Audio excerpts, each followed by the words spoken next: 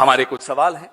क्या यह सच नहीं है कि सरकारी नियंत्रण वाले ऐप कथित तौर पे नागरिकों के उपकरणों में फाइलें प्लांट करने के लिए प्रयोग किए गए, जैसा कि भीमा कोरेगांव में हुआ? इस सवाल का जवाब दे सरकार। ये तो प्रूव्ड है, सबके सामने है भीमा कोरेगांव में इन्होंने क्या किया था। सरकार हर नागरिक के फोन में ये जबरन ऐप क्यों ठूस रही है? क्या सुरक्षा कम घुसपैठ वाले तरीकों से नहीं सुनिश्चित की जा सकती? क्या इतनी टेक्नोलॉजी आपके तथाकथित डिजिटल इंडिया में आपके पास नहीं है? इजराइल तो आपका दोस्त है, और भी ऐसे शरीफ देश भी आपके दोस्त होंगे जहां से आपको इस तरह की हार्मलेस टेक्नोलॉजी आप ला सके, जिसमें ज्यादा इंट्रूड नहीं करें, ज्यादा घुसपैठ हमारी जिंदगी में नहीं करें। क्या भाजपा सरकार ने इस घातक आदेश पर कोई सार्वजनिक परामर्श किया? मैंने तो नहीं सुना। अगर आपने सुना हो तो कोई डिबेट हुई, कोई कंसल्टेशंस हुई, कोई चर्चा हुई? नहीं, एक दिन सुबह उठे और कर दिया। डर है। जेन जी के नाम पे इनके रोंगटे खड़े हो जाते हैं, थर थर कांपते हैं जेन जी के नाम पे। ये तभी नौजवानों के मोबाइल्स में घुसना चाहते हैं। और भी कई कारण होंगे, इनकी नीयत तो ये जाने। आप समझते हैं मैं क्या इशारा कर रहा हूं।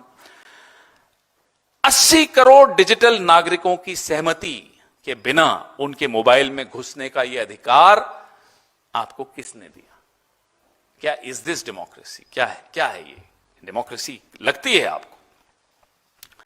और मैं अपने दोस्तों से, अपनी पत्नी से, अपने पिता माता, अपने पति, जिनसे भी हम बात क्या कर रहे हैं, इसकी जानकारी सरकार को क्या उत्सुकता है?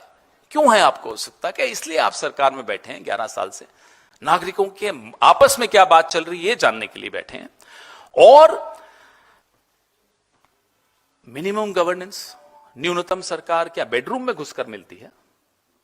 लोगों के बेडरूम में घुस के कहते हैं साहब न्यूनतम सरकार है, ये मिनिमम गवर्नेंस है। माफ कीजिएगा, ये मिनिमम गवर्नेंस नहीं, ये मैक्सिमम इंटरफेरेंस है। अब हम स्पष्ट तौर पे पूरे देश की तरफ से, पूरे विपक्ष की तरफ से, मीडिया की तरफ से, सिविल सोसाइटी की तरफ से, भारत भर की तरफ से इस पाखंड को, इस षड्यंत्र को हम खारिज करते हैं। इसके खिलाफ हम आवाज बुलंद करेंगे, हर स्तर पर करेंगे।